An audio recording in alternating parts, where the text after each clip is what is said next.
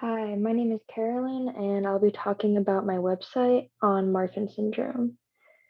So, to start off, I wanted to talk about the cover image because this is the connective tissue found in the body. I added in this Marfan syndrome video for visual learners as opposed to people who learn by reading.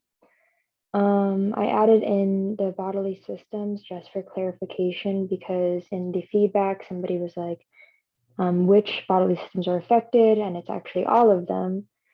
I added in these images just to correspond with the information that I put in the paragraphs and in the text. This image depicts the affected connective tissue in individuals with Marfan syndrome, and this last image is where fibrillin is found.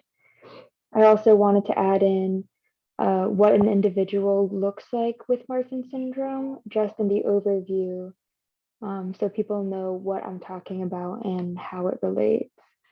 For the symptoms and signs, I put this paragraph at the top as an overview, um, just so people can see how these bodily systems are affected and why they're affected.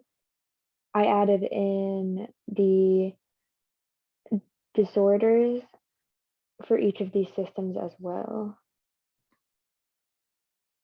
For the diagnosis and treatment, I added in the familial and proband because these are the two ways that an individual can obtain Marfan syndrome or be affected by Marfan syndrome. And at the bottom, I added in how testing could be done on these individuals. So proband individuals have to have the mutation as well as these two, while familial individuals can just be diagnosed based on genetic evaluation. For the treatment, I opted out talking about specific treatments just because there are so many different treatments because so many bodily systems are affected. But I did touch on that most of them need surgery or medication. For the medications, I added in specifics just because they are specific to the cardiac system. For research and advancements, when I talked about the molecular processes and pathways, I couldn't add in all of the information just because it was so complex, so I generalized it.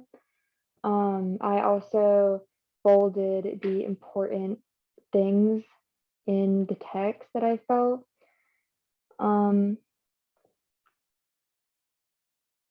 I also added in images of how the TGF beta signaling works, and how individuals with Marfan syndrome have an affected signaling, which is excessive TGF beta signaling.